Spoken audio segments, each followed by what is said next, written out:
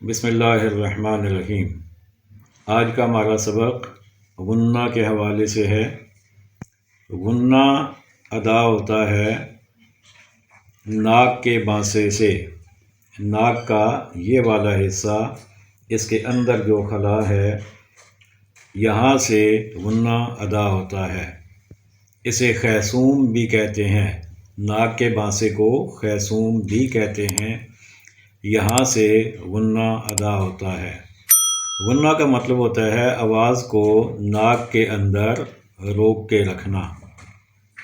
غنہ دو حرفوں پہ ہوتا ہے، ایک ہے نون اور دوسرا میم۔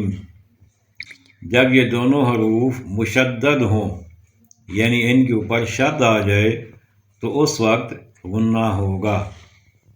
اب مثال کے طور پہ اِنَّ، یہ جو نون کو ہم نے یہاں پہ آواز کو روک کے رکھا، تو یہ ہم نے غنہ کیا۔ اِنَّ، ایسے ہی اَمَّا، تو اس میں میم کے اوپر شد تھی، ہم نے اس کے اوپر اپنی آواز کو ناک میں روکے رکھا، اسے غنہ کہتے ہیں۔ اور غنہ ادا ہونے کا مقام اور مخرج یہ خیصوم ہے، جسے ناک کا بانسا بھی کہتے ہیں۔ غنہ کی مقدار ہے 1 الف یا 2 حرکات۔ یہ اچھی طرح سمجھ لیجئے، یہ بار بار آگے یہ چیز دہرائی جائے گی، 1 الف یا 2 حرکات۔ اب یہ کیا ہوتی ہے؟ جب ہم انگلی کو ایسے آرام سے بند کریں تو اس میں جتنا وقت لگتا ہے یہ 1 الف یا 2 حرکات کے برابر ہے۔ اب پھر دیکھیں، یہ اتنا وقت۔